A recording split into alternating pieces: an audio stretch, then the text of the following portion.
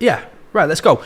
So, welcome to the very first episode of the podcast. And the reason I'm saying the podcast is because we haven't actually got a name for the podcast. Oh, right. So, hopefully by the time this goes out, we do. So, yeah. Hopefully here we are. Hopefully have a name. Here we are today. So, we've got Ella. I'm actually buzzing about this topic because it's such a good topic. Obviously, we're talking about skincare, but from such a flipping mega perspective, because we're looking at the whole picture of internal health and not just topical cosmetics and all that kind of stuff. So I won't spend too long introducing you because you'll know a hell of a lot more than I'll know. But I'll just let you start with just running me through like a little bit about you and kind of what got you into skincare, and just run me through a little introduction. So, I mean, I always wanted to be in the beauty industry, like literally from growing up. I don't know what it was. I don't know what spurred me on to want to be in that industry, but I just always knew I wanted to be in that industry.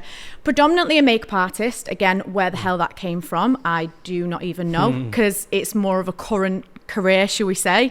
Back when I was like 12, 13, it wasn't something that was as popular as it is today. So that was the route that I wanted to essentially take. And I did take that route. I left school, went to college, level 2 and 3 beauty therapy. But as I say, because I wanted to be a makeup artist, it was then kind of funneling that down to be predominantly makeup. Again, at that time, it wasn't really a popular career choice. So I ended up going to Trafford College, which was then a college after the one that I was originally at, and doing a makeup course. So that was a year makeup course, more editorial, prosthetics, TV, that kind of makeup. And then that's when makeup became to be really, really current. And then that's when I fell into what I was doing originally of just kind of weekend makeup, wedding makeup, that type of thing. So loved it. That's what I wanted to fulfill as my career. And then at the age of 21, my skin just went boom. It literally just erupted. Full-blown acne. So strange out of the blue, especially at that age. You always think, well, I've had my teenage years now, like typically. So you didn't get any of this when you was younger? Nothing at all. Wow. Like I'd have the odd spot like any teenager would, but not to the extent that it was when I turned 21. Like I say, you don't really expect your skin to start to break out to that extent at that age. Not that it discriminates, and I've learned a lot of lessons now along the way, but it is kind of that age where you think, oh, I'm kind of out of the danger zone, should we say, of acne. But no, it was fully fledged, 21, erupted on my face. So from that point, it was kind of, well, I've trained in skin. I should really know about skincare. I should know how to help heal it, yada, yada, yada. But I didn't. I literally had no clue whatsoever. So me and my mum was like the blind leading the blind, trying to figure out a bit of a solution. And ultimately, what everybody does is you go to your GP and you try and find a solution that way. So that's kind of, the way that I went. I fell into all the conventional ways of wanting to fix my skin. So antibiotics, ended up on Roaccutane, which is a very controversial conversation, which we can delve into a little bit deeper. I think we definitely need 100%. But and from that, from exhausting all those conventional routes, it was just, there needs to be an answer, because these hadn't given me answers. They'd helped to some degree, but they'd never really got me that clear skin that you would have expected them to do. No. So that's obviously then when I just kind of made it my mission, made it my career, to just think, if I've trained and I have this background and I don't even know how to help my skin, how is your average Joe going to be able to find this information and know about this as well? So I just kind of made it my mission, just dug, trained in all different avenues, read podcasts, this, that and the other, to obviously just bring me where I am today. Flipping amazing. Look, I want to get the before and after image that you've got on your page up, because that just kind of shows how far you've come. Because I always look at that and think, flipping heck, you've completely, it's like a flipping, I do transformations of the physique, but that's like a complete transformation of the skin. And it's proof in the pudding that actually it does the job. But you do things so differently to which is what we're going to dive into today, so differently to what regular skincare practitioners will do. So I want you to kind of explain what makes you different, and how do you work with a client differently to regular skincare?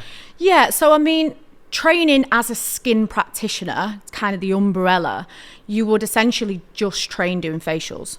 So you would train obviously to look at the skin from an outside perspective, obviously pick up any concerns that the client might specifically have, but ultimately you're trained how to physically do a facial. Now I laugh because that's the easy part. I could teach you how to do a facial, do you know what I mean? It's the understanding and the depths of skin health that people lack the knowledge in. Yeah.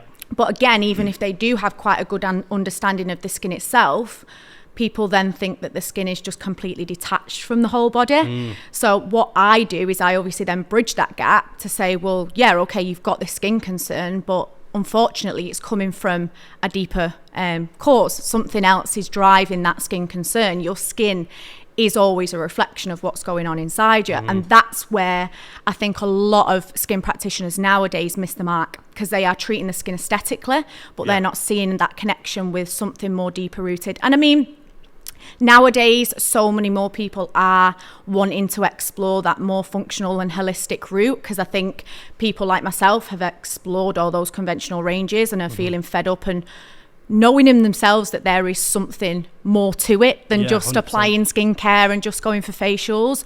But yeah, the way I work differently, and I mean, my business again has kind of escalated and changed over the past couple of years. COVID was like a massive part of that, because I had to predominantly go online. I had to work with what I had, and ultimately, I couldn't obviously treat people in person. Do anything exactly. on top of, so you have to actually go into the root cause of things, which is a flipping huge like step forward in many ways, because it again, 100%. It's kind of forced you to look deeper into things, you know. Yeah, exactly. So predominantly working online now, helping clients, and I mean it's good because I can help clients that aren't necessarily just near like where my clinic is. So it's broadening the horizon for other people that might live in Australia or even just like down in London or something like that. And working, as I say, just to understand the client specifically, and understanding, all these clients might have the same goal and the same concern of having acne, but everybody's life's different, everybody's history is different, everybody's tried different things, everyone's diet's different, stress levels are different, and all these cofactors that ultimately cause the skin concern in itself, to be able to kind of piece together what they need to ultimately do within their diet and their lifestyle to be able to get to that end goal that they specifically want. Because there is so many different drivers. So it's not like what people expect it to be, a quick fix of cutting out dairy or no. having a healthy diet, I say in inverted commas, because that's so relative. It is just kind of, specifically treating that individual and seeing what their lifestyle is like, what their diet is like, and just piecing it together to be able to put a protocol together for them. So like if you were to get a client, is there anything that you look for, like the main red flags that you look for when someone comes to you? Obviously you're going to work with loads of different skin conditions, so like firstly, why don't you run me through like what kind of skin conditions you'll work with? And well, predominantly acne. I'm so specialised to that, because everything else, again, like imagine me times 5 with all the different common skin concerns, you would say. So you've got acne, you've got psoriasis, you've got eczema, you've got rosacea. Like so much goes into understanding one skin concern itself that I niche myself even more down from just general skin to just acne. Acne is probably the most relevant one, because it's relevant and common. 100%. And I think at least this statistic, I don't know, maybe 90% of people are going to experience some form of like breakouts, not necessarily acne, but some form of breakout at least once in their life. They are. So it's very relevant to a lot of people to understand that. And like I say, when you start digging into things like eczema and psoriasis, there's so many different kind of leads to what could cause that. So that's why I have niched myself down so much to just be like acne, and that is it. Yeah. Well, look, I've actually, you're going to piss yourself, because some of the stories that I used to, basically I had acne when I was a kid, when I was like in secondary school, and some of the shit I did to try and fix it. Oh, don't, because I've probably done 10 times worse. Go on, tell me. I'm gonna get the worst things you've heard, right? And I'm gonna tell you about the shit I did, because it was, funnily enough, like when I was younger, I started eating healthy really young, right? But the reason for it was skin, because I was reading all sorts of stuff about like how the internal environment is the skin. Yeah. I didn't have a clue what I was doing. But I kind of at least understood that, because I kind of looked and thought, hold on a minute, I've got flipping things pushing out of my skin, like pus coming out my skin. Surely this isn't healthy. I just thought, surely that's not a natural thing. How old was you? 14, maybe. God, that's really good to... I was eating flipping... That penny drop, though, at that age. Yes, but obviously, I didn't really know what I was doing, so I was doing ridiculous things, which I will get to, and I think you'll probably have your own stories with people. And you won't surprise me, honestly, I swear to God. We'll get to the funny anyway, but yeah, this is why it's such a good topic for me, because, I can relate to all of the struggles that people go through with the skin, because it probably lasted for me 4, 5, 6 years maybe. Oh wow. And I was trying everything. I did go down the medical route in the end, and it absolutely destroyed my gut, which I'm sure again you'll have a load of stories on. I took some antibiotics. It wasn't Roaccutane. Are they antibiotic? They are. No, so Roaccutane is a very high dose of vitamin A. Okay. Yeah, very strong. Only the dermatologist can prescribe it. So your GP would essentially pass you over to the NHS dermatologist, so they can't prescribe it. Right. So there's a lot of testing that needs to be going on. There has to be you're under a watchful eye, really. You're under a proper microscope with it to make sure your levels aren't going too high. Because basically it's such a burden on your liver ultimately. That you have to be careful of liver function. Mental health is a massive part of it as well for females. Monthly pregnancy tests, because it's such a high dose of vitamin A, it can cause birth defects, so you have to be on contraception, which again is another conversation I'm sure we'll get to. But yeah, it's an intense drug, but that's the last resort, and that's what is unfortunate, because once people have done that, then they go, well, if it's not worked, what else can I do? Because that is the conventional last resort, which is sad. Yeah, and a lot of people do find themselves in that position, don't 100%. they? I did it twice. I took Roaccutane twice. Wow. Yeah, that's what I mean. That's what made me dig even deeper, because I'm like, well, I've done the conventional route. I've exhausted those avenues twice. And why am I still not getting these results? Yeah, and did you get any side effects from it personally? Personally, no. I was one of the lucky ones, shall we say. Of course, you get the dry lips from it, like the cracked sides of your mouth, things like that. My mum would probably argue that maybe mood was a little bit off, but then I'm also one of those that, as a female, I feel like you have ups and downs throughout the months anyway, so I didn't really feel in myself any worse from a mood aspect. But like I say, my mum could probably argue with that if I was being a bit argumentative when I lived at home. But besides that, no. I mean, I suffer with nosebleeds every so often, and that's another side effect, so I knew that I would end up with a few extra nosebleeds than I would have expected to. But yeah, besides that, I was quite lucky with it. Yeah, because not everyone is, though, are they? No, absolutely not. And this is the difficulty with it, when people always ask me for my advice, like, would you recommend it, this, that and the other. I'm like, it's hard to say, because you just do not know how one person is going to react compared to another people. People really can't handle it. They really can't. Whereas other people can be on a really high dose, specifically men, or specifically anybody who has it on the body. It needs a higher dose to be able to combat that. So people end up being on quite a high dose for that. Typically it goes off your body weight and things like that from a dosage perspective. But yeah, it can be pretty intense for some people. I guess it comes back to the kind of one man's food is another man's poison. Some people can tolerate things much better. Yeah, absolutely. And so one person could say, oh yeah, it worked really well, no side effects, and then the next person could come in and it could absolutely screw them up in a million and one ways.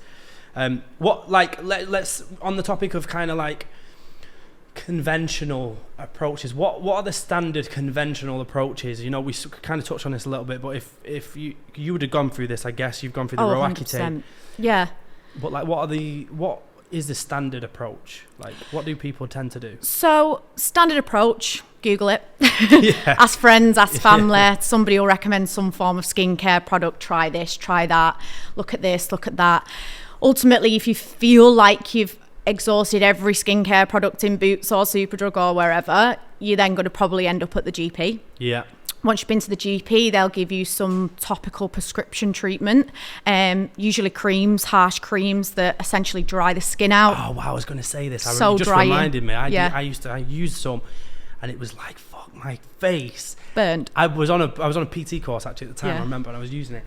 and it was like hot. So if I stretched my face like this, I even moved. Yeah. It felt like my skin was tearing apart. Yeah. So I went to the toilet. My skin was literally peeling off everywhere, and it did get rid of the acne. Yeah. But my face felt like it was going to fucking fall off. Yeah. And then as soon as I stopped using it, because like my lips were cracking and everything, the acne just came back anyway. Yeah, so it was like a temporary fix. 100%. So they're really drying creams that essentially compromise the skin's barrier. So yeah, they help with the breakouts, but then the byproduct of that is your skin then being cracked, sensitive, sore. Yeah. Then when that happens, you let in a lot of like toxins and stuff like that from the air and whatnot, which then ultimately causes a breakout. Anyway, so it's catch-22. But yeah, you've got your harsh topical creams. As a female, contraception is massively pushed. Yeah. And then you've got your antibiotics. Now there's 3 common antibiotics, so they would start you on 1. If that worked, they might keep you on it for a little bit longer. Common time frame is usually like 3 to 6 months. Okay. If you come off it and you've tried that and then your acne comes back, they'll probably put you on it again potentially, or they'll try you with another one. So like I say, there's limacycline, erythromycin and doxycycline. They're the 3 main ones. If you've then exhausted all of those and you're still not having much luck, then that's when you'll get that referral to the dermatologist, and you will be recommended Roaccutane. Right. So Roaccutane is like the last resort, is yes. it? Because they know, I guess they know the risk factors? They know the risk factors, probably an expensive drug to administer as well on the NHS. And again, just the time frame and the wait list for having that referral over to a dermatologist, specifically after COVID. It's a big process. Big process. Yeah. So is it, would you ever, it's now, knowing what you know now, is there any circumstances in which you'd still recommend going down this route? Oh, I am always on the fence with stuff like this. Like if somebody comes to me and I can see them in a state that they are in, like I was, because I was offered Roaccutane quite early on, but I didn't accept it. And me and my mum came to the conclusion we didn't want to do that until we had exhausted everything, because it is so controversial. It is one of those where you Google it and you hear the terrible side effects, all the really badness about it. So it was something I just wasn't really willing to explore that early on, until obviously then I'd exhausted and everything, and then I thought, right, okay. So yeah, if somebody was in a position like I was mentally, and it sounds a bit counterintuitive because obviously it can cause these mental health side effects, but when you are feeling so low about your skin and you want a quick fix, I say in inverted commas because it's still not a quick fix because it's at least 6 months time frame, I would say as long as somebody's making that informed decision, I would always say, if that's what you want to do, do it. Do you know what I mean? Like I would never try and sway somebody against that decision, because either or, as long as somebody's making an informed decision in that moment, you're making the right one. Like I can say in hindsight now, like I would have loved to explore the holistic and functional route of helping my skin. But in that moment, I didn't have that advice. I didn't know about that. So I don't regret taking Roaccutane. I just wish I would have known about I know now. And look, like it's the quick fix. Like you mentioned about, like, if you're in one of those places psychologically where you just absolutely almost flipping detest the way you look, and it's causing all sorts of mental issues, because that's kind of like in a position where I was. It was so much stress. Like you're going out and you're kind of like, fucking hell, I have to flip and just make sure I've covered everything up and shit. And it's harder for a boy because you don't wear makeup. You don't want to put loads of flipping makeup on your face, do you? So like, but for like anyone who's got huge breakouts and stuff, you can imagine why it's so easy just to want to get it fixed as soon as possible. So you go down that route. But also, like you say, it could actually be beneficial, although it, like you say, there are risk factors in terms of it can put your mental health at risk. There are things like that, but in other ways, it's actually saving your mental health, because 100%. Of anyone who's had acne and had it fairly like severely will say it's a massive stress. It's massive.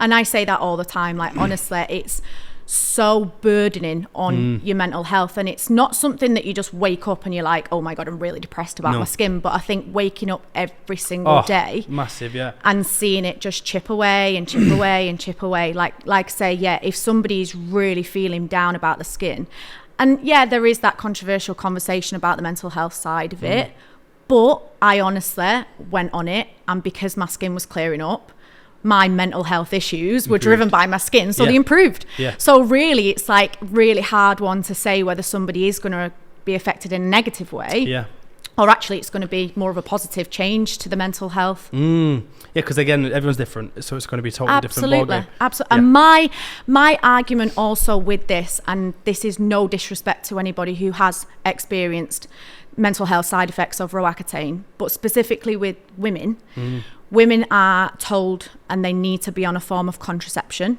to be on Roaccutane, because as I've just mentioned, it can cause birth defects. So it's again pushed that you have to be on a form of contraception to be on Roaccutane. You and I both know contraception is something that can also cause depression. Exactly. So it's like, is it the Roaccutane? Is it the contraception that you're on? Or is it a combination of the two? Yeah, exactly. It's hard to really say whether it is specifically the medication as a standalone, specifically, as I say, with women, because obviously men don't do that, whether that is something that could potentially cause that side effect. Yeah, and then obviously, like, it's almost like that was sticking with the kind of topic of stress. Stress is one of the driving factors for acne, right? And skin breakouts. And so if you're stressed about your acne, it's a vicious cycle where you just keep on getting breakouts over and over and over. So in quite a few ways, just relieving the symptoms can help the root cause anyway. Of course. Because the root cause can be stress. Am I right? One of the biggest that I see. One of the biggest, honestly, it's crazy. But it's not just the stress of having bad skin or having acne, it's the food fear. And that's the biggest thing I like see with clients. Like, if you're so fearful of eating specific foods, going out with friends because you're thinking it's going to be a knock-on effect to your skin, and that's flipping common. So common. I was like 100%. And you do, and it's again one of those things that you just get chipped away at each day, and each time you eat something you think, oh, it's because I ate that yesterday, or it's because I ate that at the weekend, and that creates more stress. More stress. So actually you can create more stress by just thinking that the foods are going to cause the breakout than the actual foods would essentially cause anyway. So it's a bit of a catch-22 with stress. But like I say, stress is one of the biggest things that I see, and it's one of the biggest things that I try and help to support really early on in somebody's skin journey. Obviously having that conversation around specific foods, and I think that comes back to education, like just educating people that there isn't a quick fix, there isn't just to cut out dairy and it solves your skin concerns. There's so much more to nutrition. It's so much more complex than that, especially when relating it to skin. But that I see modern women nowadays owning their own businesses or working late hours or long hours, potentially a mum, then going home, cleaning the house, doing housework. They're a wife, they've got this going on, they've got that going on, you've got modern stresses of social media, pressures, this, that and the other. And I always explain stress as being a bit like a cup, like filling up a glass.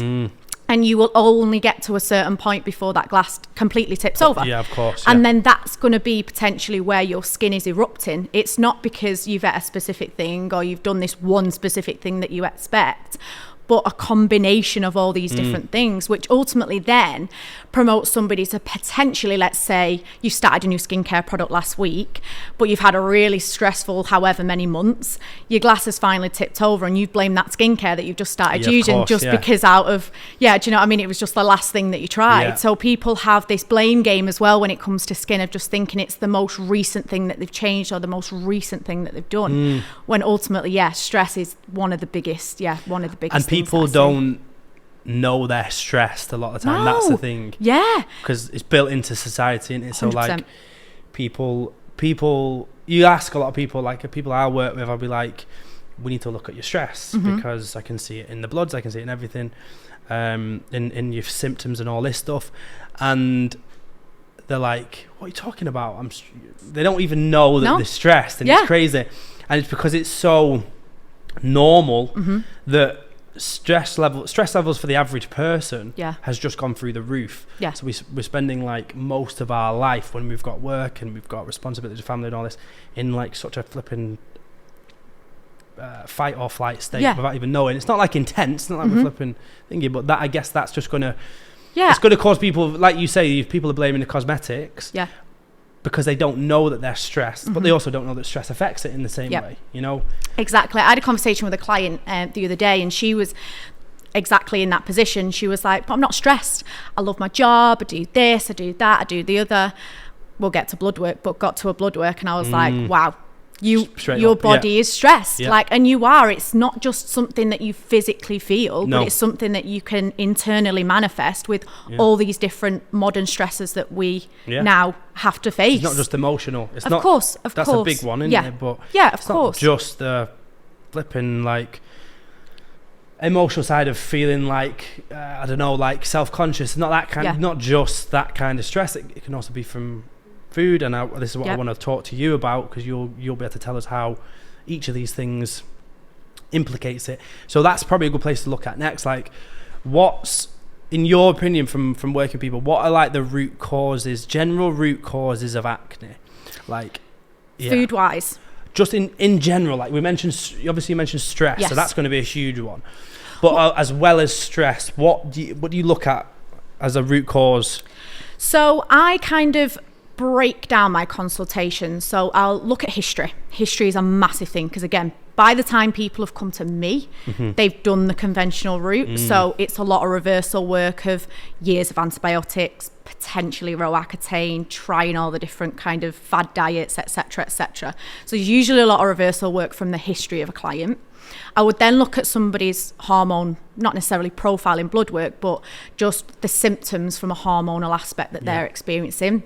Nowadays, again, a lot of women are on contraception, being on contraception, debating contraception, have potentially underlying concerns from a hormonal aspect. So periods aren't regular, those types of things. So that's usually a big driver for most people's skin.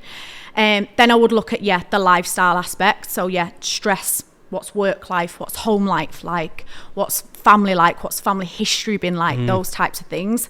Then we'll look at diet. Diet is usually a big one, and one that people can really take a massive control of when it comes to skin health.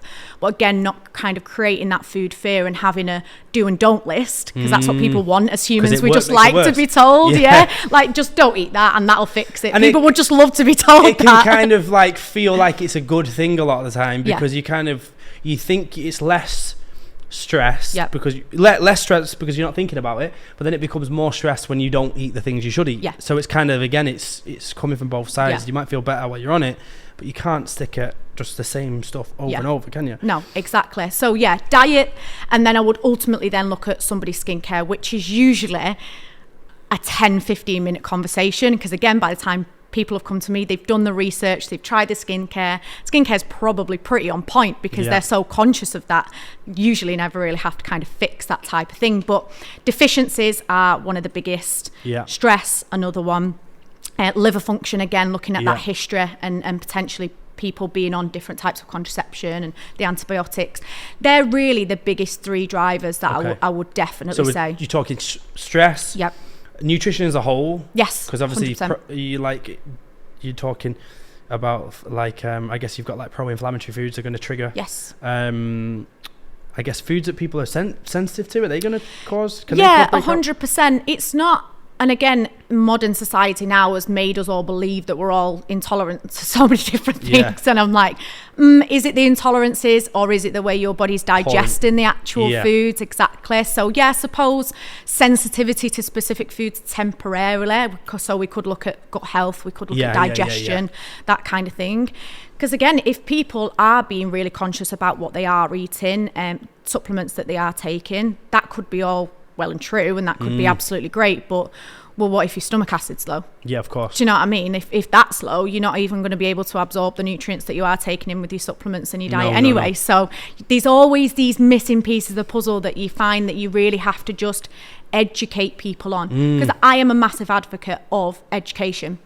The more somebody knows, they will be able to just kind of do it themselves. There's like, sorry, I'm a Catholic.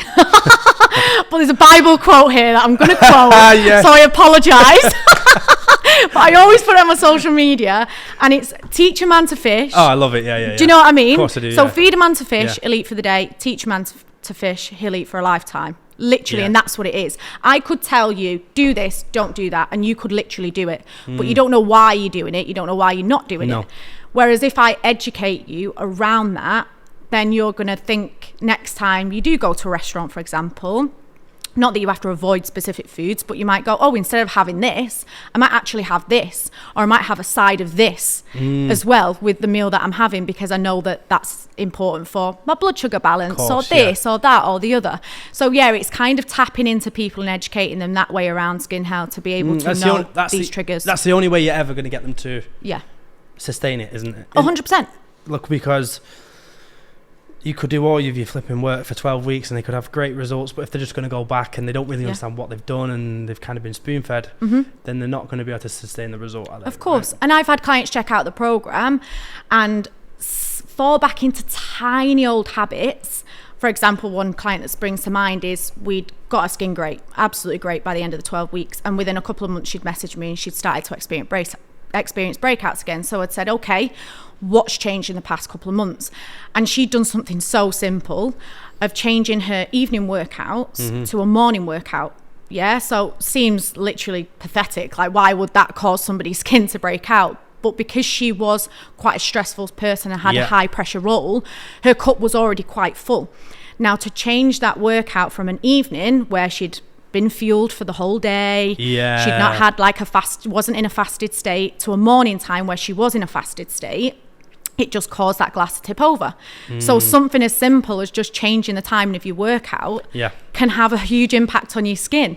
But without that education, she was like, oh my God, that makes so much sense. All I've done is change that. I'll change it back to an evening, skin cleared up again. It's amazing. Do you know what I mean? Incredible. Yeah. It just goes to show how many different variables there are that people just don't even think about. They don't even comprehend could be impacting them.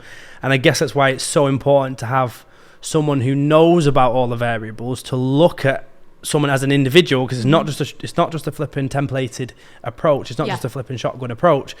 You have to actually know the individual, don't you? Yeah, exactly. And you have to be able to understand what's going on in their life in terms of the stress, in terms of what their environment is inside the body. And obviously everything's going to be quite unique to them. Yes. Yeah. So let's look at how you get that data from people. Like, let's look at the physiological side of things. So let's look at the blood work, because you do blood work with clients, yeah? Yes, definitely. And that's an incredible tool for this in particular. Mind-blowing. Yeah. Absolutely mind-blowing. Good for the client as well, because it's so motivating for them. When I share my screen and I'm on Zoom, or whether they're in my clinic or whatnot, and I say, look, this is high, this is low, this is telling us this is telling us that, they go, shit. Do you know what I mean? 100%. Like, oh God, what you've told me, and I understand the educational side of it, but now I see it there in black and white. It's like, it's not just an expert telling them that this is what they need to do. It is them going, oh right, now it makes sense. And that's a buy-in. Sense. Of course. That's their buy-in, yeah? Absolutely, because that's going to spur them on. Because 100%. It's their black and white. It's not your blood, it's not my blood, it's theirs. And that's just telling us that picture. And again, when you then correlate those results, those blood results, to their history, to their lifestyle, to their diet, it then just paints that picture and just makes life for both of us so much easier to know that the avenue that we are taking and the road that we are walking down to get them to that clear skin goal is the right one. We're not guessing. It's not guesswork. That's the thing. It's not guesswork. It's not. Initially, we look at obviously those factors I mentioned before, like the history, the lifestyle, the diet, etc., etc. And then when we do correlate that to the blood work, it's just like certainty, light bulb moment. And it creates 100%. Certainty, and that's good for you and obviously for the client. Yes, that's where it's the most key, because they're like, oh shit, I actually know exactly what each thing's doing, and that's not just good for their confidence, I guess, when they're actually doing the stuff that you're telling them to do. But that's when we look at like the placebo effect, when you actually understand why you're doing what you're doing and how that might be changing the body, the effect is improved anyway. So it works on so many levels. Of course. And so when it comes to the blood work, again, you did mention the liver and you mentioned the gut in particular were two things, and hormones, of course. Is there anything there's always like stand out, like this is something we need to address straight away aside from those? What are the obvious things? The obvious ones, again, depending upon someone's history, is usually liver. 100%. And why is that? Because most people, by the time they've come to me, have done years on antibiotics. Yeah. So the burden that's caused, alongside contraception as well, which is another one, like that's just too much on the liver. It's too much for the liver to cope with, as well as all the environmental toxins as well that we're breathing in, those types of things. Obviously the liver, it's got over 500 functions. Do you know what I mean? It's got a lot to do. It's got a lot to work through. People just think the liver is there to filter out alcohol. So the first thing they say is, well, I don't really drink that much. And I'm like, yeah, there's so much more to it than that. It's not just there to filter out your vodka sodas on a weekend. I get that all the time. It's like, well, why is my liver off? I don't drink alcohol. I'm exactly. Which if it only did that, great, but it doesn't, unfortunately. So yeah, you've obviously got years of medication that it has to filter out. And I always make clients aware as well that contraception, they don't feel like that's a medication, but ultimately it is. Yeah. Obviously having all those synthetic hormones that the liver does have to filter out is a huge stress and a huge burden. So again, education around the different phases of liver detoxification and the burdens of the different things that can have on the liver. So that's usually a big starting point because that's like... Yeah, because it's detoxifying all of the waste, and it's detoxifying all the toxins, which from what I understand, they can come out through the skin, right? Yes, is that right? Absolutely. Yeah. Well, you have three ways your body detoxes. The toilet for the number one, toilet for number two, and your skin. Yeah. So if you've got blocked up detoxification pathways in your liver, ultimately, you can see those signs within your skin. And am I right in saying that, like, I don't actually know this, so I'm just actually, this is purely a question. Is the skin, like, should that really be occurring? I know obviously the skin obviously excretes certain things, but when it's excreting things to the extent that it's turning into acne, especially severe acne, I'm guessing that's kind of a malfunction. That's kind of not what that's kind of, obviously the skin's doing what it needs to do, is getting rid of stuff that's in the body, but I guess that shows that there is an overload of toxins in the body. Yes, absolutely. It's not like we're looking at someone who's got acne and going, well, they've got acne, but they're completely optimal health, right? It shows that there's something off inside the body. There is something going on inside. You shouldn't... It's now... Acne is getting normalised because of social media, and it's great that we have this acne community where people are, putting pictures out there of their own skin and kind of trying to normalise it in that way. I think that's great, absolutely great. That's where I started. But there's a difference between normal and common. And I think that's the fine line we have to be really careful of. It's common and it's super common, but it's not normal. No. It is your body trying to tell you something 100%. Yeah. And the more normal, the more common it gets, the more normalized it gets. Absolutely. Yeah. So, in regards to nutrition, like, is there anything, are there any specific nutrients? Now, like, I don't want this to come across as, like, if someone's watching this to go, well, I'll just go and buy a load of supplements, right? It's not the case, because it needs to be focused towards the person. So I know this is probably be a difficult question to ask, because again, it's probably going to be a lot to do with what the person needs. Yes, individually. I mean, the common ones, should we say, that usually crop up. I mean, everyone's vitamin D deficient. Yeah. True story though. Did someone's bloods this morning and they actually had optimal vitamin D. Never seen that. Not English. Swear to God. Definitely supplementing. Supplementing. Oh, thank God. But I was like, holy shit. Yeah, this don't happen.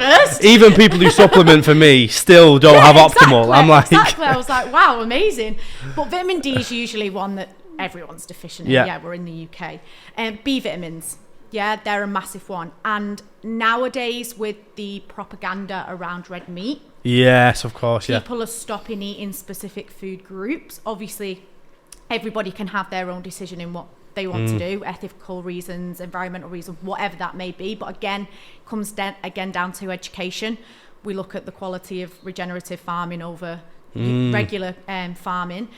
But B vitamins is a massive deficiency that I see. And zinc is another one. Vitamin A. So are you finding that people who are on plant-based diets have worse skin or is that not? Yeah, not necessarily worse skin, I would say. Okay. But their blood work when it comes back is a lot more complex than somebody who isn't more difficult to fix. Vegan or vegetarian. Yeah, they tend to have a lot more markers out of the optimal ranges than somebody who is eating more of a carnivore based all around. Yeah.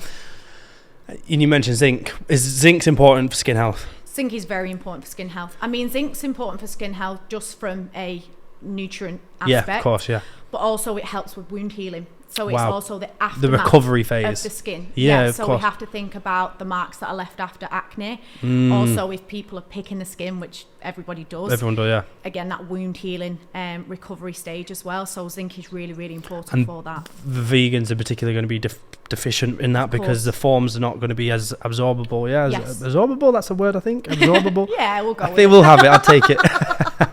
Okay, cool. So, like, how would you go about when you've got the blood work, you've had the consultation, you've got the client in front of you, what's the first thing you do? What's the first thing you do in terms of implementation? What's the first thing you look at? Do you do cosmetics? You still do cosmetic stuff, you still do topicals and stuff like this, right? So let's go into that first. Like, what kind of what do you do differently in terms of topical treatment?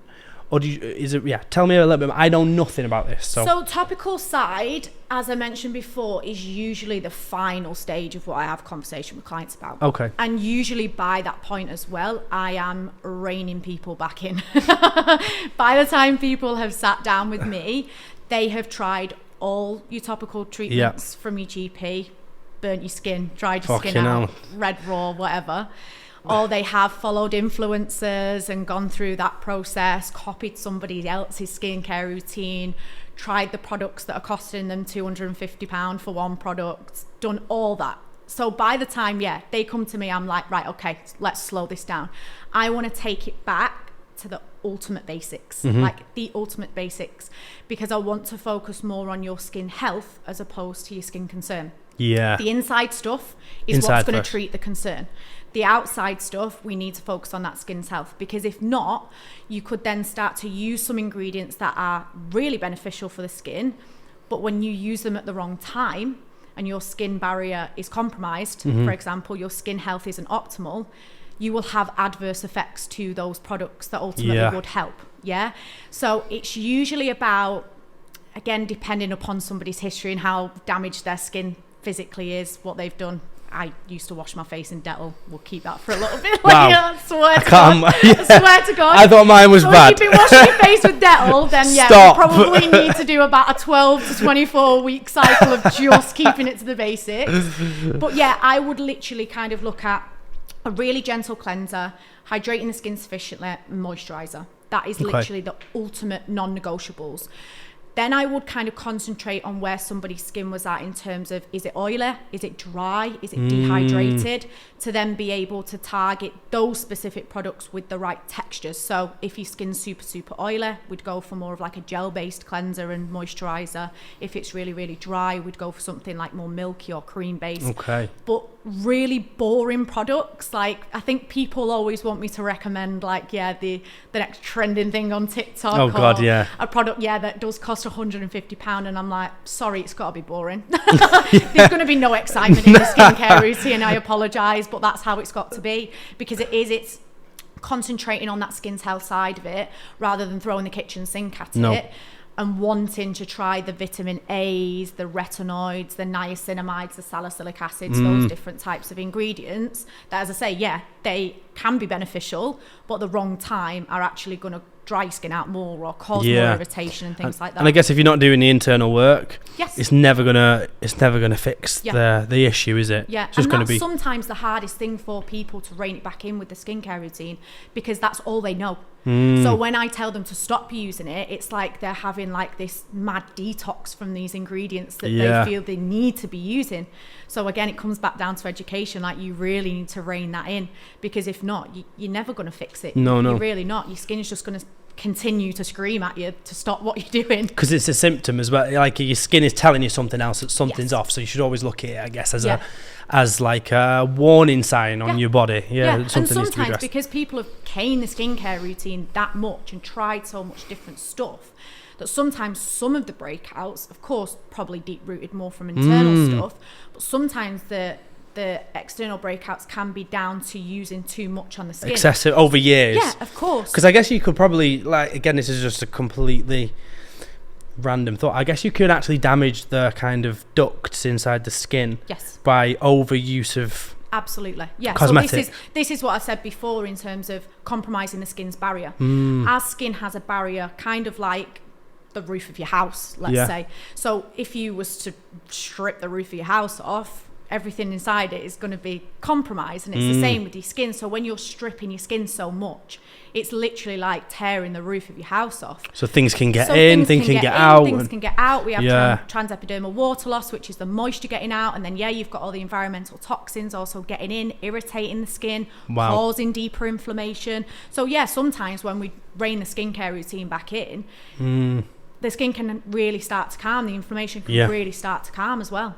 So I guess that's common because, like, I hear that makeup is probably the worst, like cheap makeup in particular. That obviously girls are plastering all over them for years, and obviously when they've got acne, they're going to do more of it.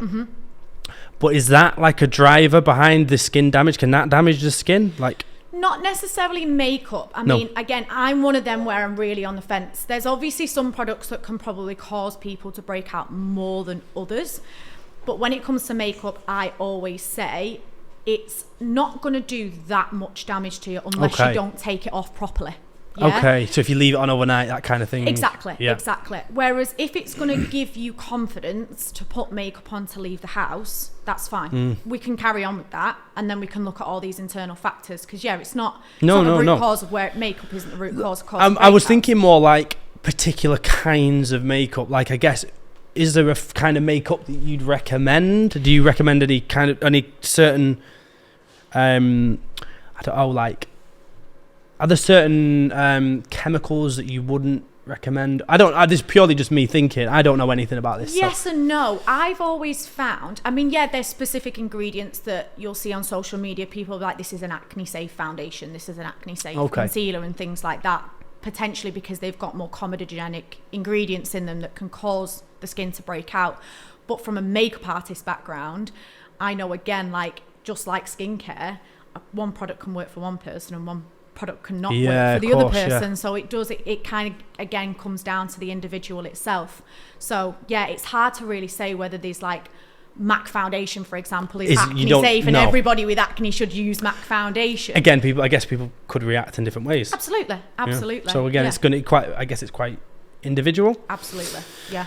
And like, obviously the skin, could there be like a reaction in which obviously the skin's going to absorb whatever's on it, and that can end up in the bloodstream, So could that add to the, if you are getting like a cheap makeup, like a bog standard one, could that add to the toxic build-up that's creating the acne, or is that not something that can occur? Yeah, I suppose so, but I think it's probably one of the last things I would probably consider with someone 100%. I think there's more to it, and I think there's more of a toxic load and toxic burden from other things than I would necessarily think with makeup. Because, like I say, if somebody is literally struggling to leave the house without makeup on, and then I'm saying, oh well, that's adding to your toxic load, you shouldn't wear makeup, they're going to be housebound.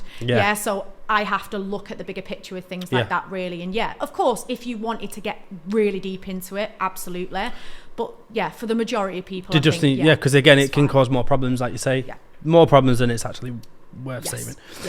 Right, so one of the biggest things one of the funny things I wanted to actually ask you about is the kind of myths about skincare. Oh God! Right, because there's got to be loads, and I'll start this off with I don't know if you'd call this a myth, but when I used to do stuff for my skin, right, I tried some stupid stuff, as I said earlier on, right? And so I did multiple. I literally, so I was like 14 doing this. Bear in mind, so you can tell how much of a 14-year-old, unless highly motivated by some real deep issue, does not go reading loads of books on skincare and stuff, right? So it goes to show how like it was quite bad for me at the time, right? Now, one of the things I read was this book, and it was just fucking insane. What you had to do. It was about nutrition, right?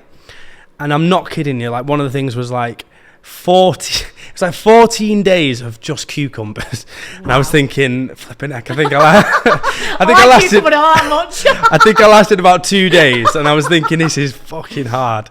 And then it was like, at 14 days, you can add in like celery or something. And I was thinking, fucking hell, this is is hard, but it was a whole book on this thing, and I'm 14 struggling, and I was thinking, I'll give it a go, and then literally within days, you're like, this is just madness. Madness. I'd flipping die of nutrient deficiencies if I'd have carried it on.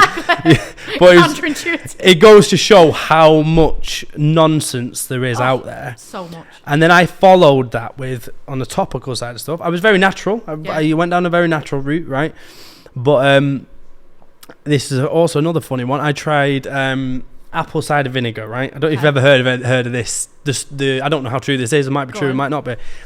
But apparently apple cider vinegar has the same pH as your skin. I've not looked at this since or very close, right? So I used to read all this stuff, and it said if you put apple cider vinegar on your face, it stinks, right? It absolutely stinks. So like, I remember when I was with my ex, and I literally first met her, I was going through this routine of putting apple cider vinegar on my face.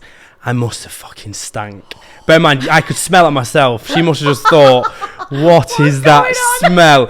But that's just two ridiculous things that I've done. I'm sure there was a flipping 100 other things that I did in the past. But I reckon you must know some horror stories of what people... Oh, awful. I mean, what I just mentioned before, the Dettol story. The Dettol, tell me about this. Story. So in my desperation, again, this is how low you get and how desperate you feel to try and find that quick fix. I was working one day doing a client's makeup, and she literally said to me, have you tried Dettol? And I was like, no. She was like, yeah, that's what I use on my skin. If I've ever got a spot, I'll just put some Dettol on it. So what did I do? I went home, Mom, we got any Dettol? Literally washed my face in neat Dettol. And in my defense, honestly, the back of the bottle actually says you can use it for your skin. I know. So what happened?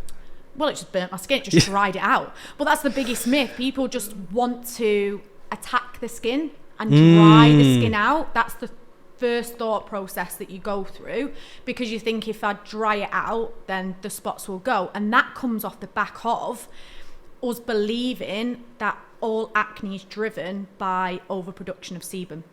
Okay. And this is unfortunately one, again, I wouldn't say it's a myth in a sense that it's still true, but there is so much more to what causes acne. It isn't just down to the overproduction of sebum.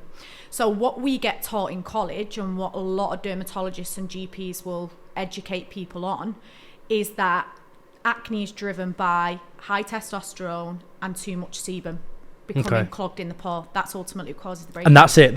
That's it. That's all they teach. That's the only cause.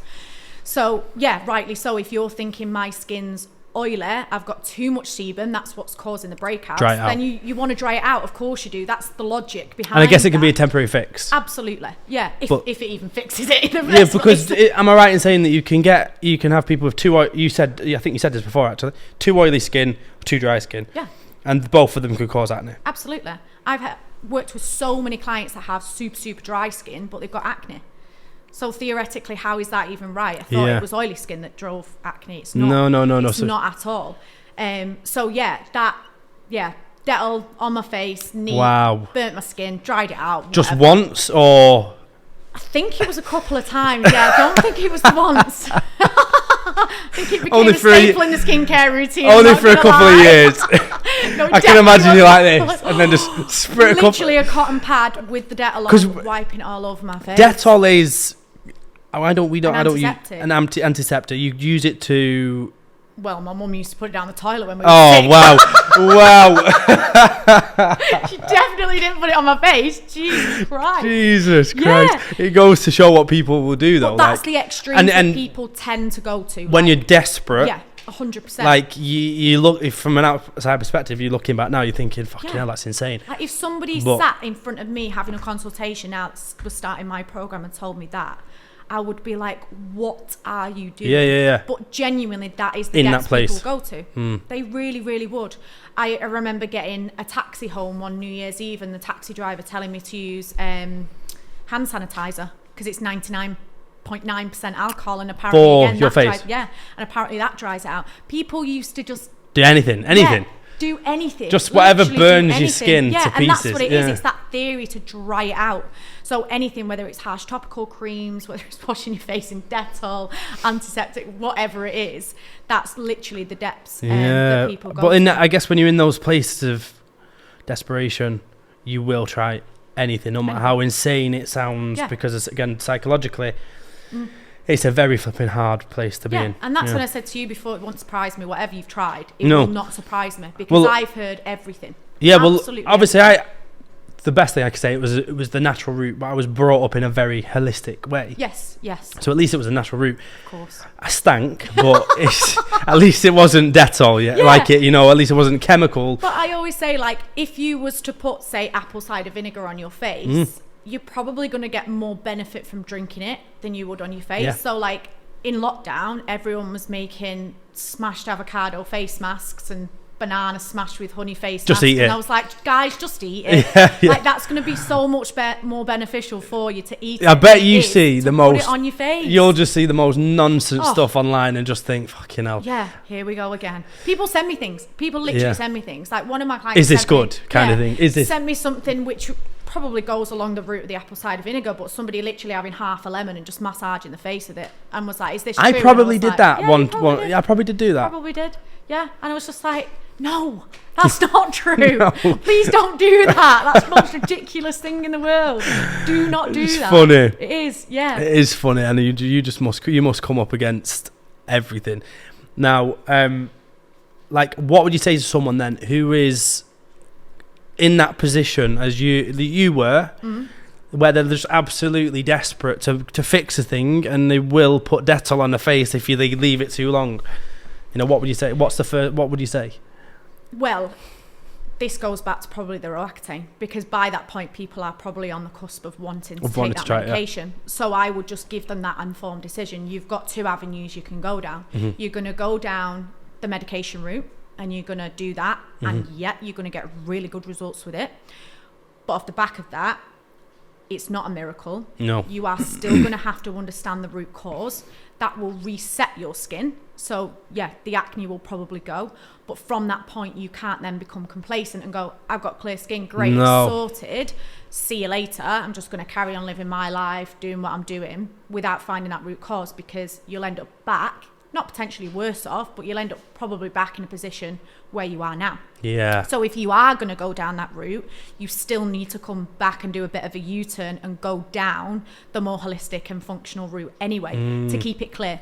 And this is honestly what I will happily vocalize to anyone. I'm on the fence. I'm not against Roaccutane. I'm not wanting to force the functional route down people's throats. People will make their own decision, and in that state you will probably go down that medication route. I'm not going to lie, because you are super, super desperate. I've walked in those shoes, and I know that's why. Because in hindsight, if I would have known myself, but would I have gone down that route? I really don't know. It's hard to say. Because it takes a long time. It really does. It's not easy. No. It is not easy. You've got to really put the work in. You can't just take a pill like taking Roaccutane is. That's the easy part. Yeah, of course. And that's what people like about that route. It's easy. But like I say, you will still have to take that U-turn and look at down that functional route to understand the root cause, or else it will, unfortunately, come back. Yeah, and I think either way, whatever option, I like the fact that you give the people, you're not like flipping like this way or that way. It's kind of like you're saying that there's a time and a place for both sides. 100%. But is it true that people really need to be taking care of their health regardless of what option? Oh my God, 100%. 100%. I look back now and I truly think what I was doing in my lifetime at that time was the biggest driver for my skin. Hugest. I look back at what I was doing. I was stuck in the diet culture. I wanted to look a specific way. I was cutting out carbs. I was eating grenade bars for breakfast, dinner and tea. I wasn't fueling my body in any way, shape or form. I was going out on a weekend, going out on a Friday, coming back on a Monday. Do you know what I mean? Wasn't looking after my health whatsoever. Or I thought I was, because I was eating healthy throughout the week, or starving myself, should I say, going to the gym Monday to Friday, doing all these crazy things. And I'm like, no wonder my skin was screaming at me. Like, I was undernourished, I was stressed, I was pushing my body to the limits in the gym. It was ridiculous, absolutely ridiculous, but there's just no education around that. And it was that diet culture of social media just starting out, and that was the trend. Probably me being 20, 21, being in that age range of like being a bit naive to these specific things, and being able to be sucked in by that diet culture and the party lifestyle. And I think I was on contraception, or on and off different types of contraception, being led by the GP, being told this contraception's better for skin. Give it me, because I don't want bad skin, do you know what I mean? And I was willing to take all these different types of medications, going on holiday, taking the pill extra to stop my cycle so I didn't come on my period on holiday, those types of things. I think, Jesus Christ, if I could have hits you hard a word with my younger self, I would have been my ideal client. I really would have, because I would have been like, well, stop doing that, start doing that, really easy quick fixes. And well, I guess that's what makes you so qualified to coach the people that you coach, because you've been through it all. You're not coming at it from a completely like inexperienced point of view, aren't you? So you can actually relate to your clients on a emotional level as well, which is flipping. I've cried so many times with my clients. Literally tears. I'm so sensitive anyway, and when someone starts crying, I'm like, don't cry, because I'll cry, because I know exactly how you feel. Exactly. But that's I think why I can relate so well with my clients, because nobody else can unless you have walked that. Because people will say, again, I had a conversation last week with one of my clients that she was really upset about it, and she said, I feel bad for being upset, which was causing even more stress. And I was like, you can't feel bad for feeling upset. You can't have those thoughts that I once had, that, right, okay, it's not life-threatening, I'm not, like, people are worse off than me. I used to think it all the time, like, don't be ungrateful, there's so many more people worse off than you, people are dying, this, that and the other, all you've got is bad skin. But then that puts that negative like strain on your mental health, because then you're just kind of holding it in, and you kind of not expressing that emotion, expressing that feeling that you are really, really down about your skin. And it's sad. There's a documentary that went live a couple of weeks ago now, maybe a month, with George Toffolo, from Made in Chelsea. She was in the jungle. She won Queen of the Jungle. Don't watch much telly. A few years ago. Yeah, I don't really, but this was quite a while ago. But she literally, off the back of her doing this documentary, I watched it on catch up, because I felt like I really needed to just kind of know what was being said and stuff like that. And I went through a bit of a wave of emotion really with it, because they only really covered that conventional route. And she got like a group of girls in a room, and some of them had been on Roaccutane, some of them hadn't, and stuff like that. And she was basically, the basis of the documentary was exploring Roaccutane. She'd already had it once, and she was talking about exactly the same emotions. It made me really upset, because you can really connect with someone on that level, because unless you've been through it, nobody else understands. No, that's it. They really, really don't. Like, obviously you do, because you have been there. But for somebody now, I even said, to my client the other week, I was like, I know what I'm saying seems so, like, blatant now, because it's kind of like, oh, you just have to kind of really grit your teeth and get on with it.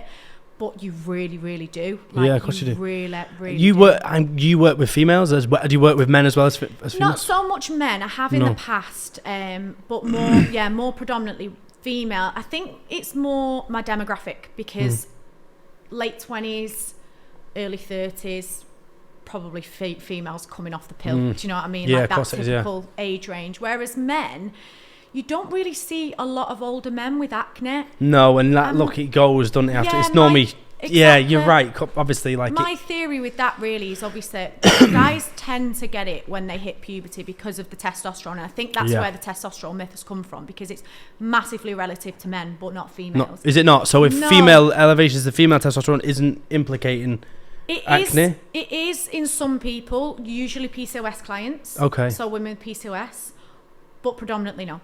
If I was to say, looking at blood work, most females' testosterone is low. It's actually suboptimal. Really? Yeah. The only clients that have it above are the ones with PCOS. So it's highly unlikely, really, that it is the biggest driver for women. Okay. Whereas men, 100%, because you guys don't really have much hormones to fluctuate and go like on roller coasters throughout the month. And it makes sense that it kind of goes as testosterone levels plateau. Of course, yeah. So you'll have this sudden increase, the acne will come with that, and then over the years it will just kind Plateau. of subside. Yeah, 100%. So you don't really see many men with acne unless it is more gut driven, or really SIBO, I guess things like that. I guess really like severe underlying conditions with again toxic build-up and stuff like you mentioned. But I did actually want to talk about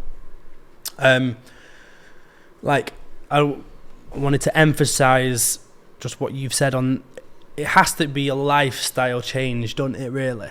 It can't just be a flipping. I know people are so desperate for the quick fix. It's the same with weight loss and getting in shape and all this. They just want it to happen now. It's just going to be. I'm guessing it's the same with people with the skin. They just want it to be over, and that often, I guess that can create that kind of approach where they just want to throw the kitchen sink at it. And then think, well, it's probably so much stress doing all of this million different things, but then they think they can just revert back once it's all done. I'm guessing that same thing happens. It's the cliche saying, isn't it? Like, it literally is a lifestyle change, and it really is, but not in a way that people think that they have to make these super drastic changes, like especially like around diet and stuff like that. Again, I'm usually like, you don't have to clear your kitchen cupboards out and like go and do a new food shop. It is just these tiny little changes and being more conscious of specific things, like as opposed to just going, right, I have to never eat that again. I have to eat more of this again. I have to do this, and these specific do's and don'ts that people would expect it to be. And that way as well, it's not overwhelming for the person that's wanting to clear scary. The skin. Exactly. Because that'll put a lot of people off, I guess, and make them want to go just down the flipping medical route, and that's it. Or they've done that and they've done the extremes, and it's like a diet. Like, you do it for 2 weeks, you've got all the motivation when you start, and then after 2 weeks you're like, oh yeah, this is too much. It's bad. Like, I fall into bad habits. It's not a habit I can create. And that's again where it has to be so tailored to a specific person, because I have a range of different clients. I have clients who are students who have all the free time in the world. They go to uni a couple of hours a week and that's about it. Then you have busy mums and business owners. Their lifestyle is so different. Of course it is, So what I could probably give the student, I could give them 10 different things to start changing and probably be able to change them quite quickly. Whereas the mum of two with a business, I'd probably have to give her 3 different things to change and say, work on them, master them first, before we then start to build it up after that. Because it has to be a lifestyle change. It has to be something that is sustainable to their lifestyle. Otherwise it's going to come back. Literally, or they're just going to fall back into old habits because they're just not going to be able to sustain it. Yeah, of course. And like long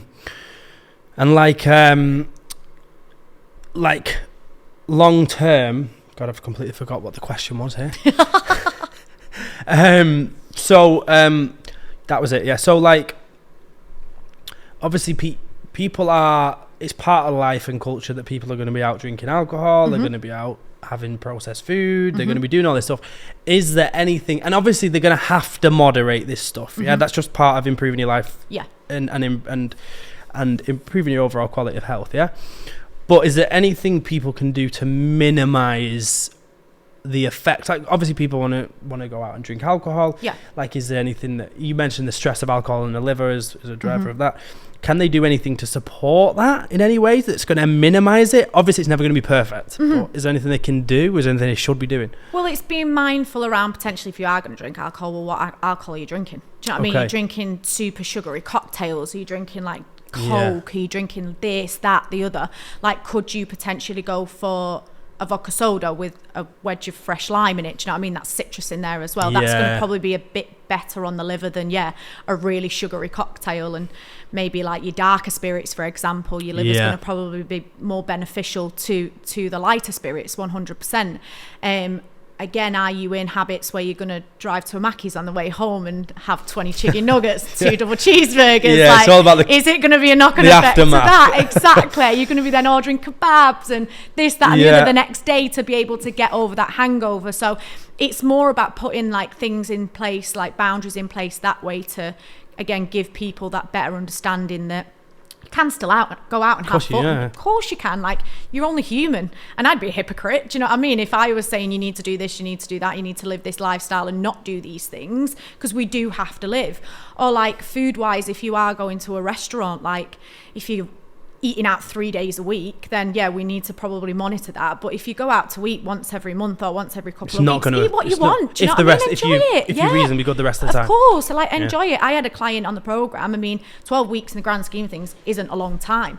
For 2 weeks, those 12 weeks, she went on holiday. And she still smashed it because it was, again, making her aware of, yeah, you're going to be on holiday, you're going to be eating whatever for 2 weeks, but at certain points you just make those better choices. You can still eat out 3 days a week if you want to, but you just have to make those better choices for sure. And that's what's going to change them for the future, is actually just having that awareness around better choices. Small, consistent changes over time. It's literally the be-all. Yeah. And I think this is one of the most important things for people to be aware of, because I bet there are probably thousands, millions of people who are put off because they think that even if they are aware that going down this route of actually looking at it from a holistic perspective, even if they even are aware of it, which most of them aren't, but they probably just think, flipping heck, I'm going to have to sacrifice everything I want to do to make that happen. So it's easy for me to stick something on my face or take a pill, you know? Yeah, and that's what it is. But it's scary. I mean, it is super, super scary, specifically when you are coming from a place of unknown. Like, you don't know what I'm going to start to recommend. Do you know what I mean? You really, really don't. And I think there is that fear with a lot of people that they do feel like they have to drastically change their lifestyle, which is where I feel having my social media platform is really helpful for people to actually get to know me as a person and to get to know some of the things that I recommend, or if I do case studies around specific clients, and just make them aware, or even just like me posting my lifestyle, like, look at me, I still have clear skin, but I can still go out over the weekend, and I still do eat this, and I still do that, and you still can have clear skin by doing these specific things. I'm flipping it, and it's hope for people, because a lot of time you won't feel like you've got any hope when you're stuck in that place, you know. I've got a really big question for you. Is the sun bad for your skin? If you burn, that's the fine line. 100%. We need the sun, absolutely. Like, we need vitamin D, and seeing the low levels of optimal ranges within people's blood work, it goes to show. Vitamin D's a hormone, it's classed as a hormone as well, so we definitely need it. But there is that fine line between having the sun and it being a positive benefit on the body as a system, and being a Brit abroad. Just total lobstered within day one. Total lobster, no sun safety whatsoever. No. Being bright red, burning, and potentially then causing the skin cancer. Can that increase acne? Have you get skin damage? Would that obviously, I guess it could long term if you had damage. Yeah, I suppose damaging the skin and causing it to be sensitive is very, very dangerous. Yeah. But then I have clients, and this is one of the first things, if I'm ever asking like about somebody's journey and about kind of what you've been away and you've done this, and people will say like, when I go on holiday, my skin just clears up. Yeah. Because you will get those people. That was me, to be 100%. fair. And then I go, right, well, what's that telling us? When you're going on holiday, what is that telling us? You're probably less stressed. And you're in the sun. See, I've not even thought about that. Yeah. Like, I just thought the sun must be the thing, the only thing. But you're right, you're less stressed. People say, well, I'm on holiday, I'm drinking every night, I'm not thinking about my diet, I'm eating whatever I want. And I'm like, yeah, because you're taking that stress away from it.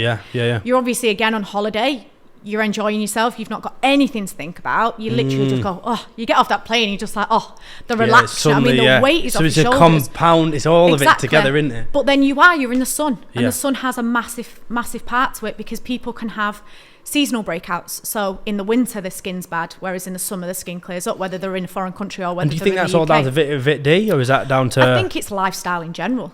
Again, you think about summer. Yeah, like, people are outside more. People are moving more. Exactly. You're probably eating fresher things. People are sat on the sofa in the winter, kind of eating more junk food and stuff like that. So it's the lifestyle of it, really. It makes me...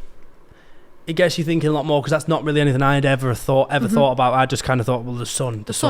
Yeah. And obviously, I know the sun's bad for you if you do overexpose, but it's very, very good for you. Of course. And you need it, really, to fuel a lot of different processes, but Vit D is a massive one. And in this country, that's probably why when we go abroad...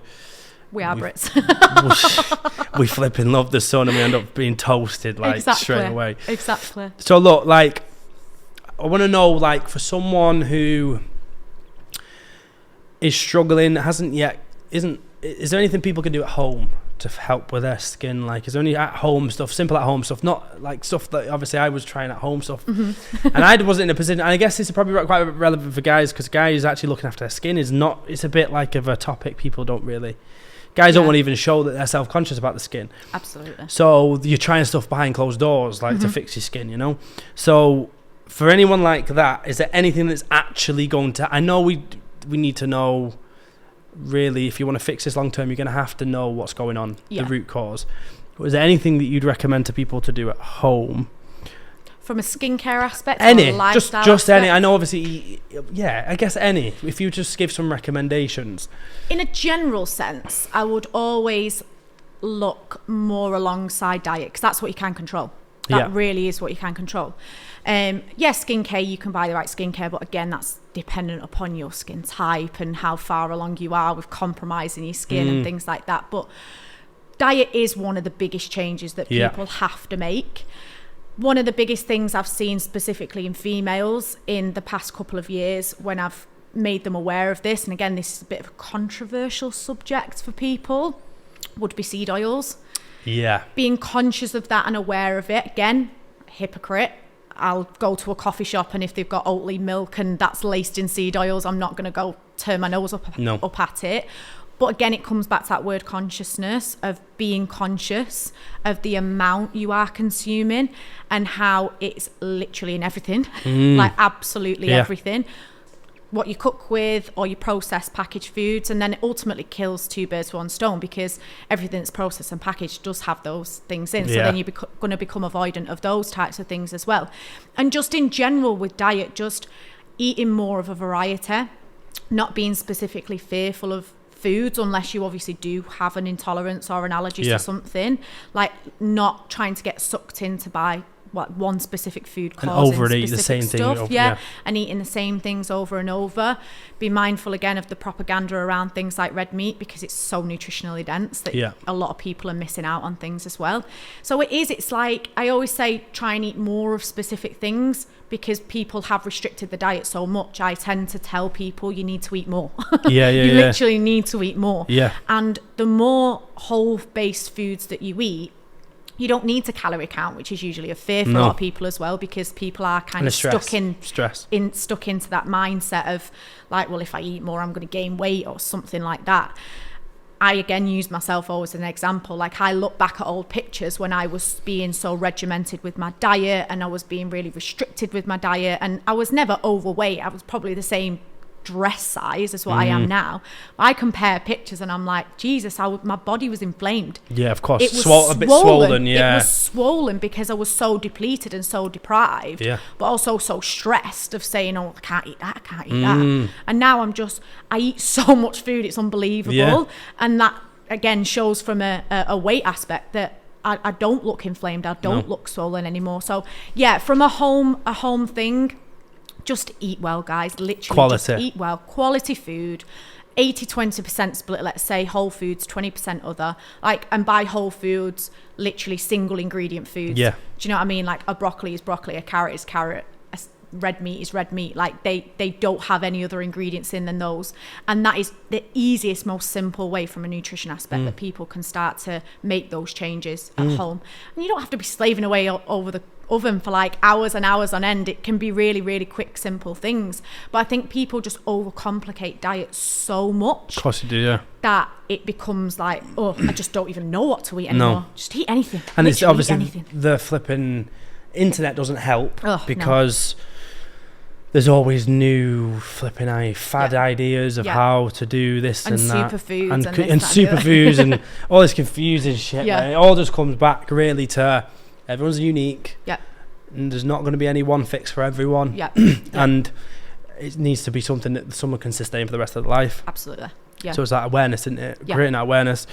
But really, I think you'd probably agree that it's the education side that's going to ultimately, the only way someone will ever actually be able to achieve and sustain it is to actually become educated, so that they're more aware, so then they don't have to try and stress about being perfect all the time. They're aware that they just need to make the right decision most of the time. You know, and anyone who's got skin issues should be highly motivated, you know, because they know how painful it is. Yeah. And it's flipping that mindset of saying, why have I been burdened with this? Why am I the one with bad skin? To saying, what is my skin telling me and how can I fix this? When you have that switch, and again, going back to nutrition, of seeing nutrition as a healer, let's say, something that every opportunity that you have, those 3 opportunities a day that you have to put food into your body, so breakfast, lunch and dinner, making sure that you can maximize on that to then have that positive impact on your skin. Because that was honestly the biggest switch that I found, obviously going from that diet culture of seeing food as like the enemy, shall we say, of going, actually what I do put in my body is going to have a positive impact on my skin, instead of thinking it of as calories, just should don't we say, eat. Exactly, or not eating at all, and being fearful of it. Then that was the biggest switch for me, 100%. And that wasn't even that long ago when I made that switch. It genuinely wasn't. It's probably pre-COVID. It really was. Okay. So again, in my whole healing journey, shall we say, if we think about being 21 and I'm turning 30 in a few months, like that's 9 years. Yeah, so it's I mean, a that process. is a long process. And of course, I've done it self-guided. I didn't know a me. So it doesn't have to be that long. Exactly. So it doesn't have to be that long for people. And this is again where I am the advocate for the people with acne, because I've cut out the bullshit. Do you know what I mean?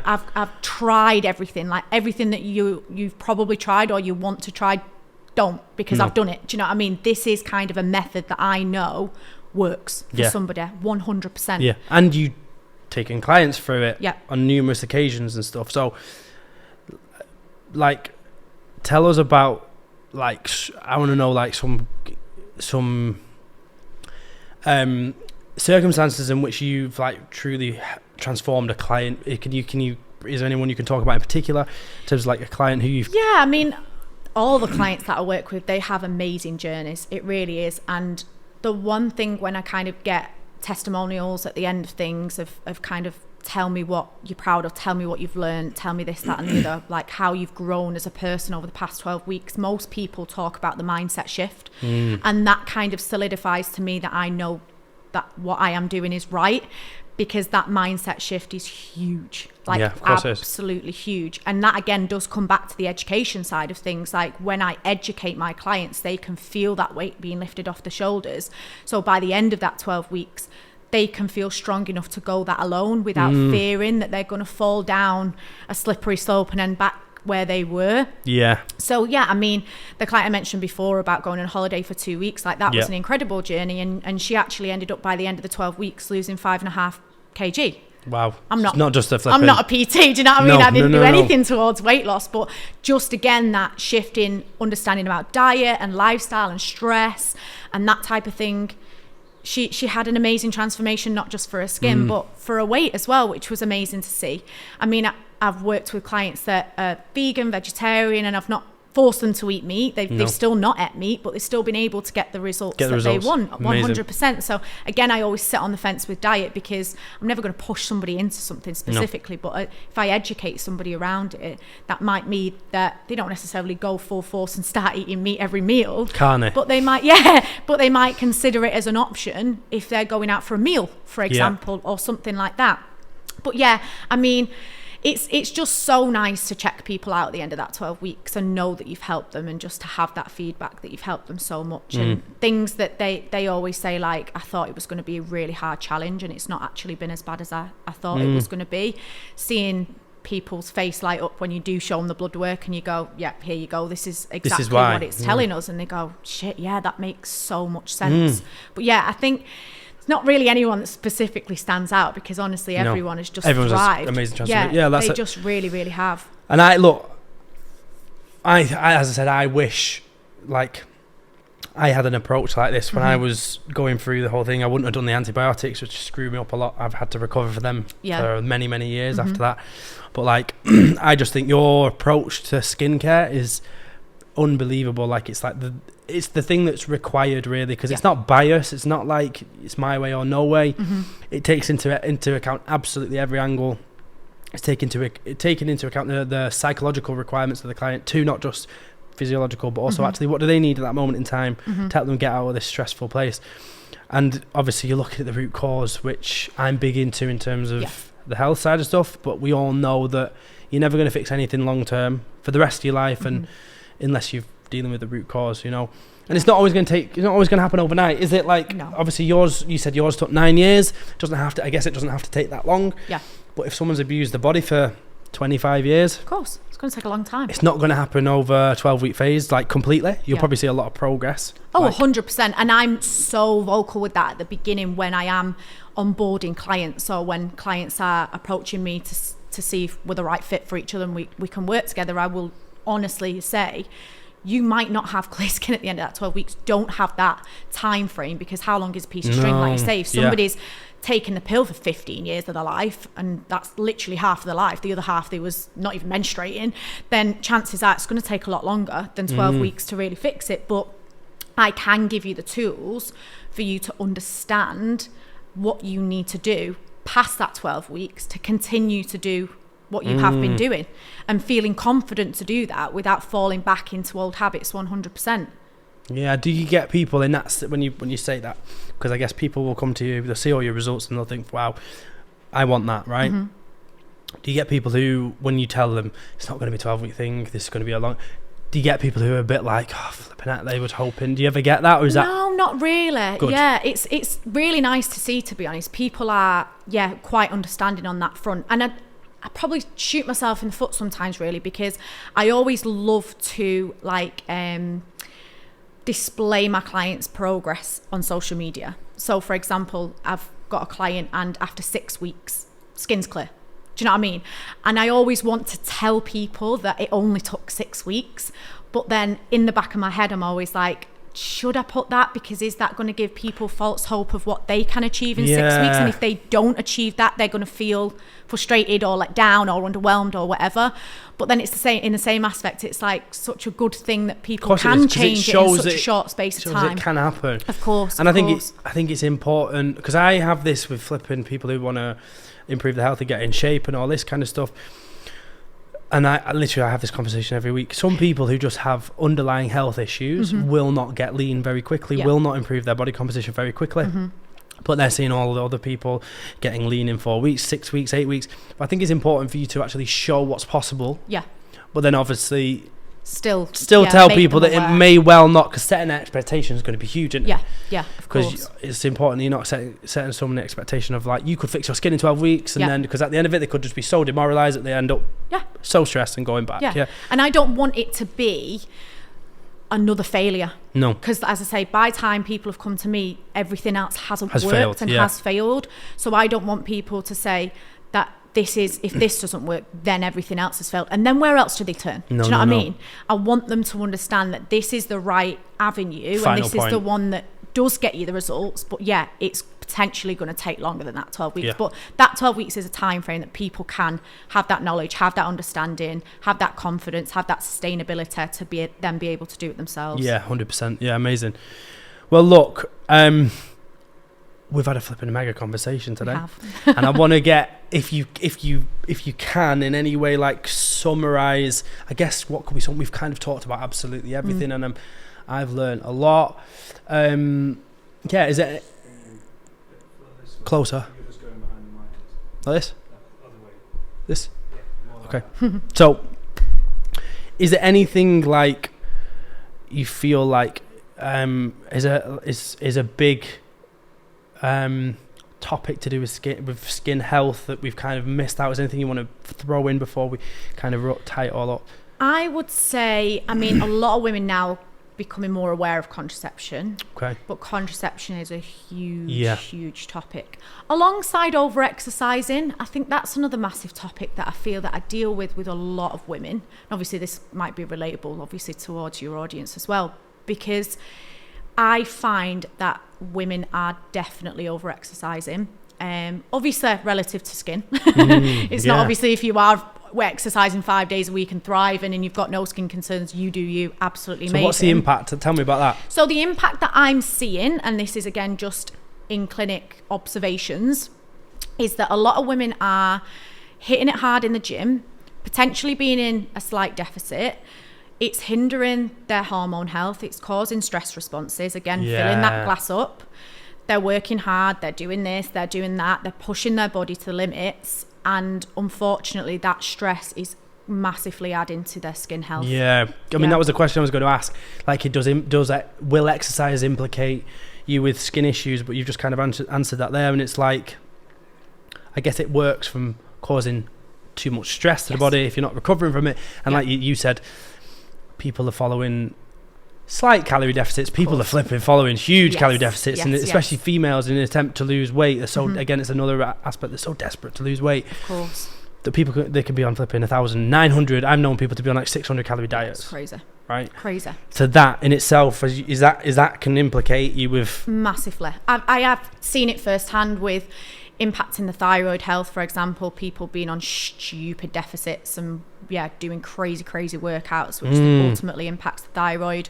The adrenal glands, again, pumping out that cortisol, constantly being in that fight or flight state as well, which then also impacts your thyroid as well. So it's usually a knock-on effect. I say we talk about something called the oat axis, and I link this massively to skin health, something that I always talk about in my webinars as well, because I do feel like it's really important for people to know. So the oat axis is basically OAT, ovaries, adrenals, thyroid. And usually with most clients, you have at least one of those out of whack. So your sex hormones, they're usually not functioning properly in terms of suboptimal. Or you've got your thyroid that then is another massive knock-on effect. And then your adrenal glands, you've got your cortisol that's just, you're in this massive fight or flight state. And that is, when you add exercise or over-exercise, should I say, to that, I'm usually reining it in with clients again and saying, okay, well, can we concentrate on maybe 3 really focused gym sessions, not instead of doing HIIT 5 days a week and this, that and the other 7 days a week or whatever people are doing. Like, can we look at more low impact stuff alongside that? Because people do want to exercise, and I'm always massively like, exercise is really important. You need to exercise. Absolutely. I'm not saying that exercise is bad by any shape. But when we hit that balance and we do start to create that additional stress, and again, this is relative to the person, but if you are somebody who does have quite a high pressure role, or you are hitting it too hard in the gym or in too much of a deficit, and you do have skin concerns, it's something that I always say, be conscious of that. Definitely be conscious of that. Because it's a stress at the end of the day. Yeah, it is a stress. And it's healthy. Yeah. If you're not doing too much of it, and if your body can recover. Absolutely. But if you can't, or you're doing too much, and it's just the culture in it people are doing. When they're in attempts to lose weight, they're doing so much. Yeah. And they think they're being healthy by doing that. Exactly, which is where people get really confused and frustrated. The first thing people say to me is, I eat healthy and I live a healthy lifestyle. And that means that they eat quite clean, shall we say. They don't really eat much processed foods, and they go to the gym.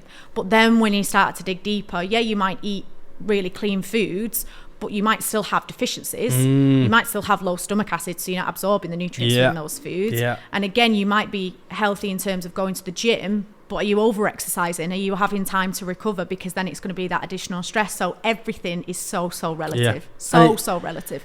And then it all comes down to the person again, as we said. And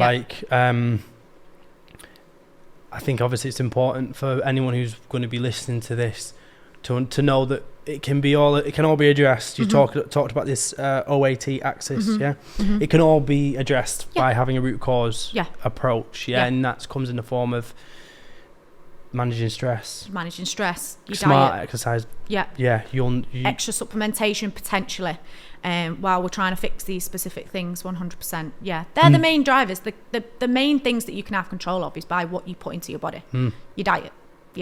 And what you that's do what day you to do. day, That's essentially what you do. Of course. I make people aware of that, and then I give them the protocols of what they need to do to address that and improve the different things. And like I say, it's not anything that is too hard or too strenuous for them to do. It's something that can be really quite sustainable to their lifestyle. Amazing. Well, look, it's been a blast. It's been an absolute blast. I think we've got through absolutely I'm certainly more enlightened on the topic of skincare. I'm sure anyone who's watching this is going to be more enlightened.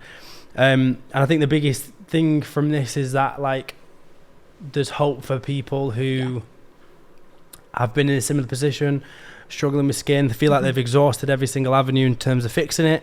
There is more to go, because most people just flipping out looking where you're looking. No, they just don't realize that it's more of an internal thing. Yeah. And things like this, it kind of gets my name out there, doing podcasts and people sharing my posts and things like that on social media, because I am a very small fish in a big pond. Not anyone really does what I do, so it is important to kind of get that message out, so people do have that hope, or at least know that door is there to open when they want to open it, rather than feeling that if you've done there's nowhere to go. If you've done the conventional route, that it's the end of the road, and it doesn't have to be like that. No. Amazing. Well, thank you very much for coming along, me. and it's been a blast. Thank you. Thank you. I guess we'll tie it up there. Is that all good? That's great. Have you two learned something? Yeah.